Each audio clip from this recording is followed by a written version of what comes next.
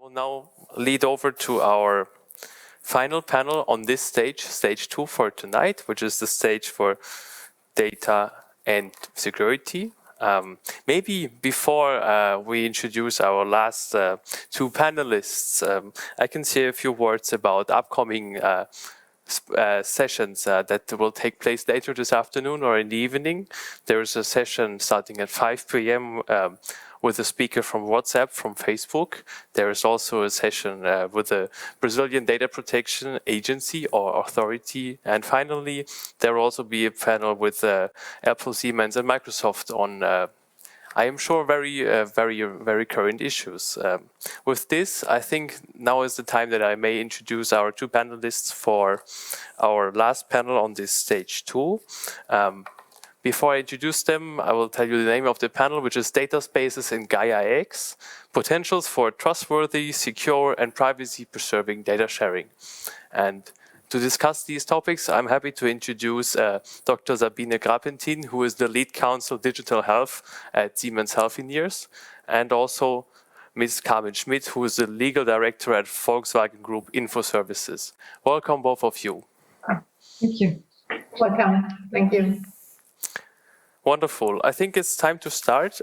Before we get into questions and we start a tiny discussion around these topics, maybe it's good to give a bit of context to our audience because these topics come up very often, but maybe they haven't been on everybody's screen yet. So I should say that Gaia-X is a European initiative with the goal of setting up a framework for a sovereign, open, and state-of-the-art cloud and data ecosystem.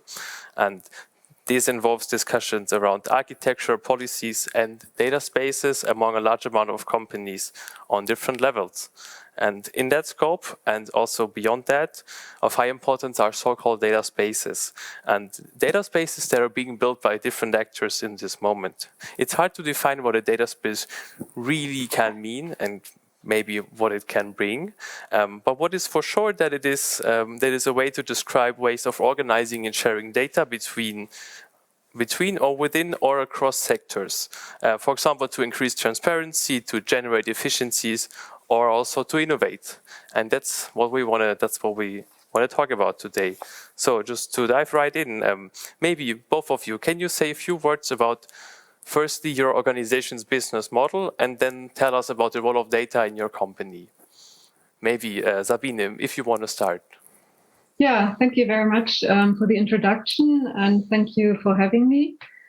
And as you probably know, Siemens Healthineers is a company that invents and manufactures medical imaging equipment. So we do X-rays and CTs and MRs. And we have recently also acquired a substantial radiotherapy portfolio. Yeah. And we have also developed a large portfolio of AI-powered sort of software products. And with those products and services, we really cover the entire part, what you call the patient pathway, which is really from diagnostics to therapy.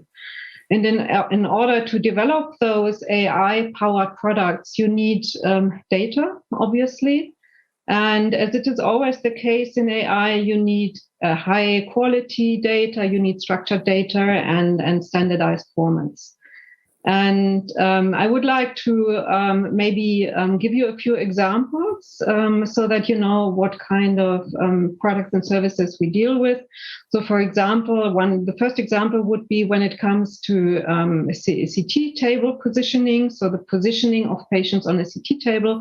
This can be done today by AI-powered technology. So you have a 3D camera, and so the system will position the patient automatically in order to optimize the image quality and also in order to reduce radiation doses as much as possible. Yeah. And then the next step, for example, when it comes, for example, you have a lung CT, and when it comes to reading, the system will point out a specific feature to the radiologist, because the system is able to compare the image with thousands of other images just in a few seconds. So the radiologist will obtain decision support when reading the image, and also the system is able to point out any secondary findings. Yeah, if you have a lung CT, but the systems that then detect problems with the heart calcifications, for example. So this is an additional patient benefit. Yeah, and this is done by powerful AI technology. The problem is obviously, and that I have pointed out already, you need a lot of data for us, and we are actually very often closely operating in the field of medical science. So we have collaborations with university hospitals and academia, yeah. And when it comes to that, so by implication, we also we encounter all those problems in this sector also with respect to data quality, right? Sabine, thank you so much for these first insights. I think that was already very, very important and interesting to hear. Carmen, I may refer to you now. Can you also give us a short introduction into how data fits into into the business of Volkswagen? Yes, of course. Thanks a lot. Happy to hear and to have this session with you today. And Volkswagen is part of the automotive sector, so we are a car manufacturer. And as you probably all know, we have a bigger transformation, not because of diesel, but because of the digitalization. And this means data is the new oil for us, and all the cars we have, the connected cars, needs all the kind of data. We need the data for the autonomous driving. We need the data for any kind of apps you will receive in the car. We also need the data for the challenges around CO2, etc. This means the car is something like a mobile phone on 4 wheels, and therefore it is very important for us to have a lot of data and, of course, to be compliant with the GDPR. Carmen, thank you for this. Thank you for the short introduction. Now, next, we've already seen what your two businesses are doing and how data plays a role there. And I think this is where Gaia-X and Dataspaces can also come into the discussion in order for us to understand better. In the first step for us now, before we talk about GDPR later, where do you see potential benefits for your vertical, and for example, and so where do you see benefits when it comes to Gaia-X and Dataspaces? What is it that you would wish for? I open the floor. Maybe Sabine, if you want to go first. Yeah, I mean, when it comes to data in the healthcare arena, we have, and I sort of alluded to that before, there are really many problems. Yeah, in the healthcare sector, there still is an awful lot of analog data. If data are digitized, they may not be structured, they may not be standardized. Very often, data are stored in systems in disparate systems that don't talk to each other. Yeah, so you have data silos. And that's a problem that's not only a problem for companies that develop medical instruments like we do, it's also a problem for the physicians and for the medical professionals themselves, yeah, who don't get proper access to data. Another problem, you don't have longitudinal views of patients, because you don't get access to those data and so on and so on. Yeah, and this is obviously when it comes to the healthcare sector, in my opinion, Dataspaces can play a very beneficial role, and the mantra there is really standardization. Yeah, on many levels. Whether it comes to legislation, whether it comes to, for example, standardization of topics like patient consents or data use policies, yeah, where Dataspaces or the standardization achieved through Dataspaces can play an important role. We see that sector-specific, for example, with the Medical Informatics Initiative in Germany, Medizininformatik-Initiative, where a certain level of harmonization can already be achieved in the field of data consents and data use policies among public bodies, mainly university hospitals. And and then it comes down to the technical sphere, and there we are with Gaia-X also, with the technical infrastructure And with patient data, obviously, what first comes to mind is the topic of data minimization, where also, especially in the medical sphere, urgent standardization is required. I understand. Thank you for this, Carmen. Then the same question for you again. Before we dive into kind of the regulatory dynamics here and the kind of legal things that are that maybe could be changed, what are potential benefits of data spaces in your field? So we have the automotive sector already has ramped up an own data space, which is called the mobility data space. By the federal government, which has a great importance for the complete automotive sector. With this data space, the federal government has set the course how data in Germany and Europe can be used innovatively as well as responsibly. Therefore, data, as you all know, is an indispensable raw material for digital innovations.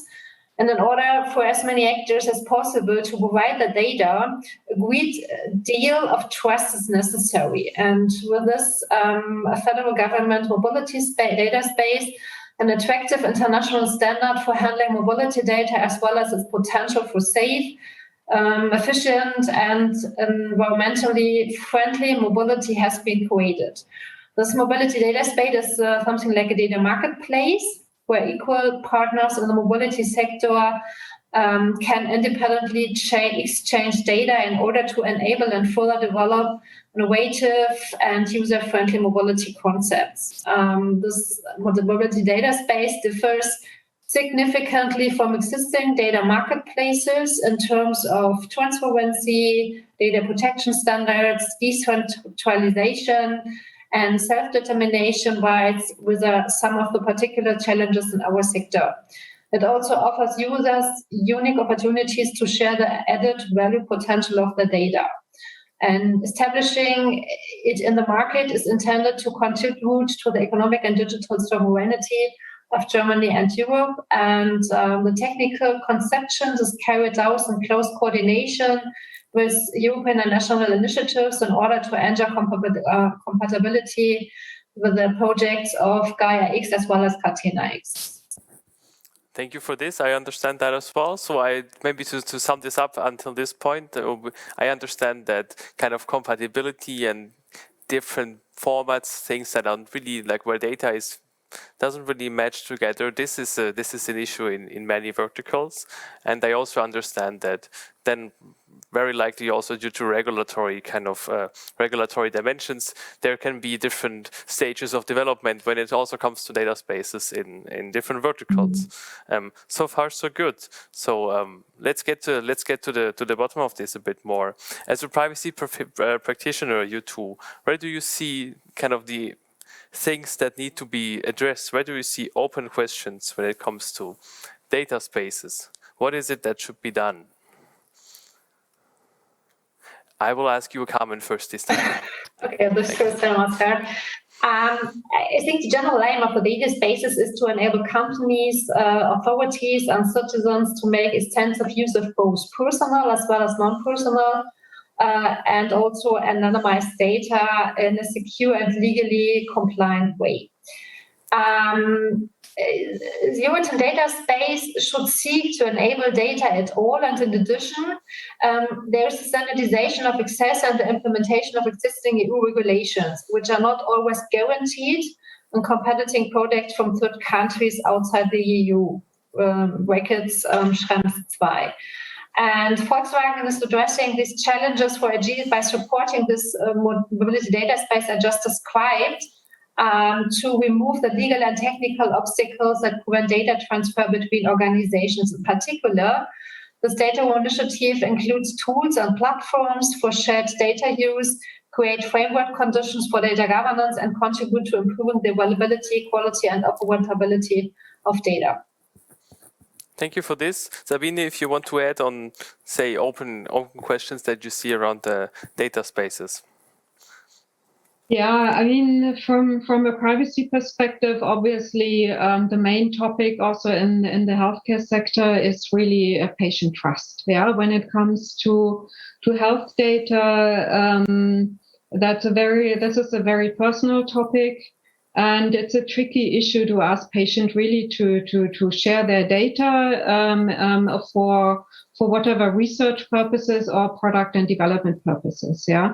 So I think from a privacy perspective, this certainly is a very important topic to be addressed, and that certainly can be better addressed in standardized surroundings where you have which have a good reputation, which have high security standards, and which are compliant with the GDPR, that's for sure. Yeah.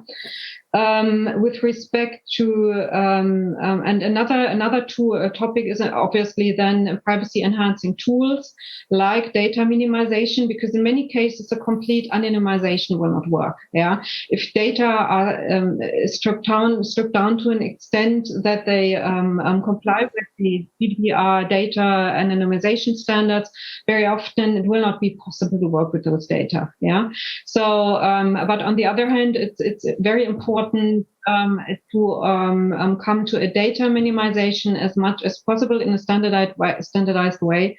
And this is where my organization is actually quite active at the moment, also in the field of Gaia-X. I understand. Thank you, Sabine, for this. That there's a need also for guidance when it comes to treating personal data, when it comes to having personal data in a context like a data space. Carmen, maybe if you want to add on this, do you think that do you see this as a topic that also plays a role in the automotive field when it comes to, for example, personal data? Yes, of course, because I think we are asked to get a regulation and the automotive sector that we are asked to share more data from automotive side. And a very important topic in this question is the question of the anonymization of data. I know that you already had or will have the topic of pseudonymization of data, and we are handling also the question in the automotive sector, and especially in the Dataspaces, the question of the anonymization of data. On a closer inspection, however, in many cases, it is not necessary to use personal data, provided the data is also valuable without information to specific or identifiable natural persons. The anonymization provides a possibility to use this data without being subject to the strict data protection regulations. But the major challenge is that there haven't been hardly any specific guidelines that state under what circumstances data in the age of big data is actually anonymized. And in particular, the term anonymization is used very inconsistently in practice. And what does this mean in practice? However, as long as it is not clear whether the data is sufficiently anonymized according to the GDPR, the data sharing in the data rooms will not necessarily take place with full force. On the one hand, data providers, for example, like us as OEM, are insecure. And on the other hand, we also want to protect our customers, especially the question, do we have anonymized data or not?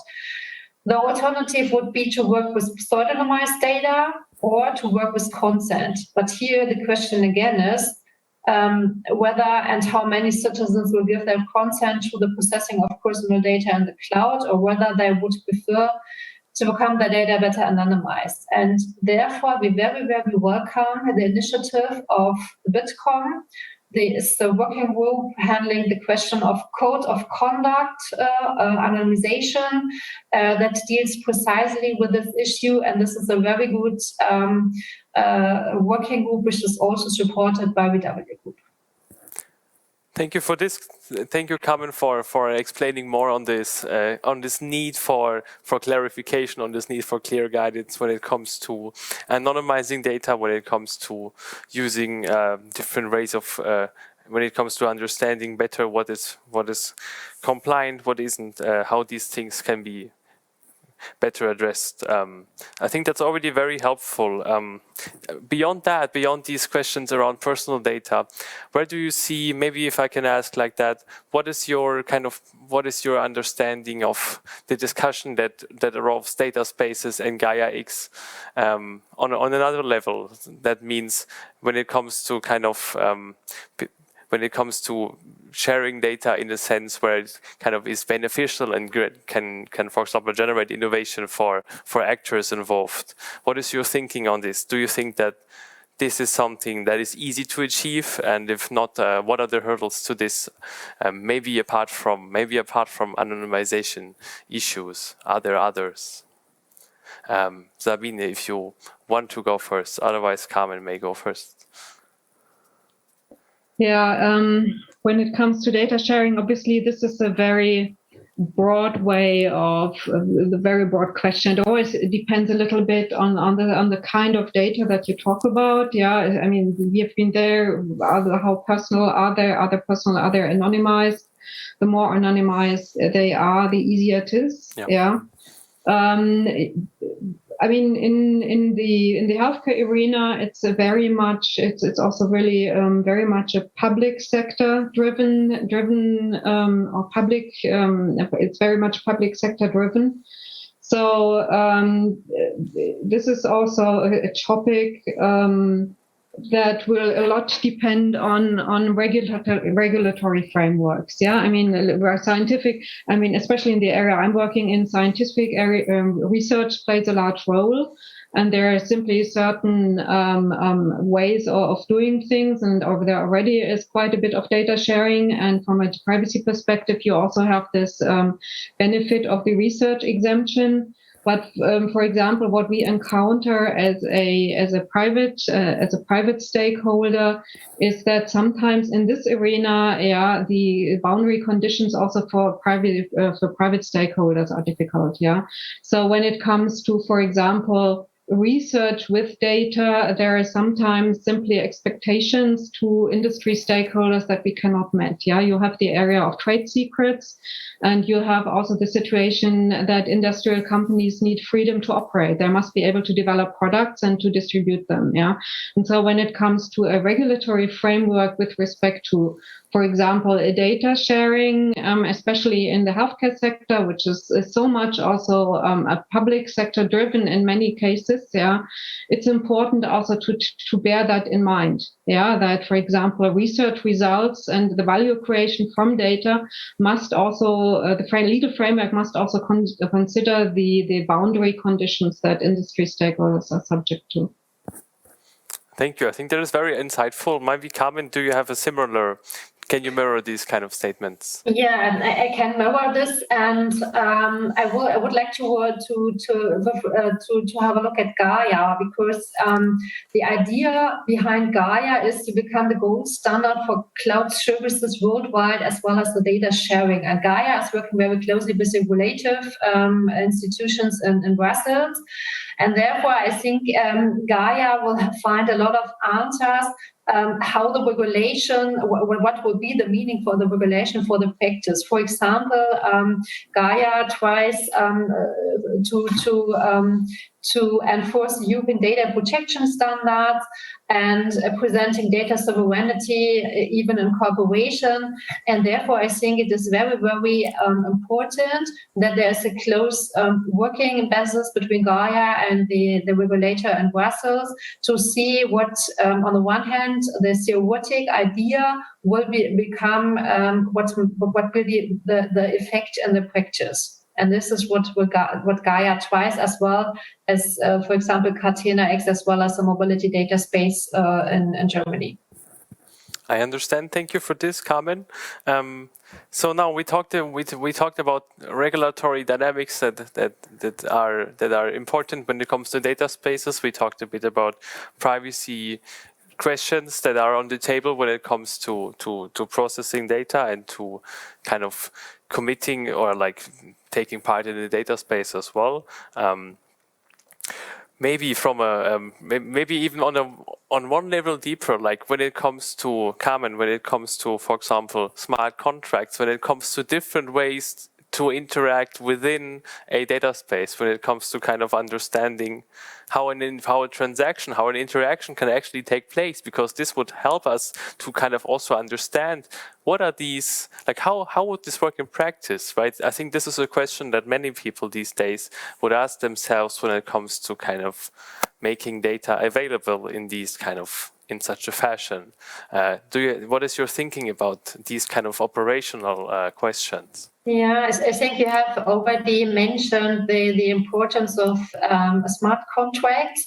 As you all know, in the actual Data Act regulation, the inception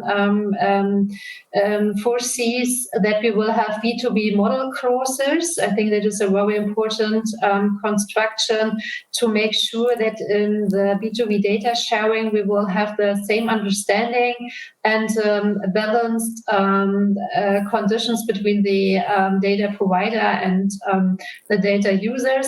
And therefore, I could imagine that there will also be a lot of data protection questions while ramping up this B2B model clauses. And furthermore, in the second part, when we're going to start to set up the smart contract, how will we work this for the within the GDPR as well and our Bürgerliches Gesetzbuch, because this is a 200 years old law, and it is a very interesting question to understand how we can have digital or smart contracts under these legal circumstances. That's also, I think, a very interesting and relevant insight also to put our thinking about Dataspaces into practice at some point and kind of align technology on the one hand and then the legal framework on the other hand, so that they can actually go hand in hand. Well, thank you for this. I would now also open the floor to the audience and encourage you out there to also submit questions that are relevant in this field that kind of match our discussion. Feel free to submit a question. Also feel free if you want to share something that is very goes into kind of the engine room of these discussions when it comes to, say, smart contracts, when it comes to these kind of things, to share them with us, to ask your question. And I maybe start with the first question, which is going into the automotive domain. I can see here. The question is that comes from the audience. I unfortunately cannot see who it was, but I will just quote it for the sake of putting it. Do you think, Carmen, that non-personal data that does not require consent nor anonymization to be used commercially, will it play an important role in the automotive sector? So what can we do with non-personal data in the automotive sector? So I think it is a little bit also a business question. When we have a look at the actual Datenraum Mobilität or mobility data space, which will be presented at the ATS World Congress in Hamburg in about 4 weeks, we have found about 7 use cases from all over, from automotive sectors, from suppliers, and therefore we will have anonymous data, for example, for fuel questions, for navigation questions, for weather questions, for the condition of the car, and therefore there's a lot of use cases where we can use and anonymous data, and where anonymous data will have a big value for the connected car. Thank you for this. I think that was a good response to that.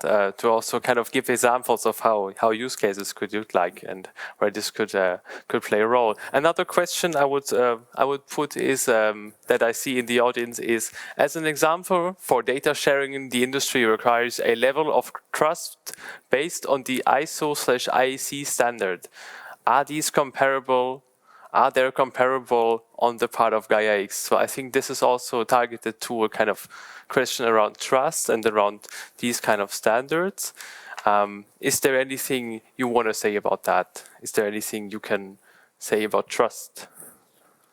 Is it a question to me or to Sabine? It was actually not meant. I would open it to you if one of you feels. Can you please repeat the question again? I mean, it's difficult for me to Sure. comment on basically on technical standards. Yeah. I see. I cannot see the question again. No, I think it is. I think the question was more or less targeted at the targeted as to whether there is kind of a. I really struggle to understand the question at this point. I'm sorry for this. I think if it's Perhaps I can help you. Is it the ISO standard or the IDSA standard? We are indeed talking about the ISO/IEC standard, and we are maybe there's a typo in the question. That is why we struggle a bit, maybe. So yeah, I apologize for that. Both standards exist. On the one hand, we have the ISO standard, which also reveals for the OBD2. This is an interface in the car, and we also have the IDSA standard, which is the Industrial Data Space Association, which is in close cooperation with the Data Mobility Database. Oh, we have to learn the new name, the Mobility Data Space, and which stands for the trust and the compliant data transfer about connectors, technical connectors between the data space operators. And I think both are in compliance with the GDPR. Thank you for this answer. I think that was not an easy question to take, but also with me reading it with a like I read it. So I thank you for this, Carmen, for responding here. Sabine, also thank you very much for participating and for answering questions, for sharing your insights about the healthcare sector and sketching us what are the current questions there. And thank you both for opening this idea of data spaces in Gaia-X also up to the privacy community, because I think that this kind of dialogue across different kind of areas can be very enriching and valuable to all of us. So I want to thank you again for participating here. I would now like to close this stage too, because this was indeed the last panel that we have here tonight on this stage. But this is not it on the Bitkom Privacy Conference 2021 this year. After a 30-minute break that will encompass all stages, at 5 p.m. we will continue on the main stage with a session called Talking about the Future of Privacy and Encryption with the head of WhatsApp. So, as a speaker, as you can maybe imagine, we do have the head of WhatsApp as Facebook, Will Cathcart, who will talk about, I'm sure, very current and interesting questions. With that, I want to wish you a wonderful evening and hope that you will enjoy the rest of the conference. I also wish that and hope that we will see you again next time. And until then, I say goodbye and good evening from Berlin.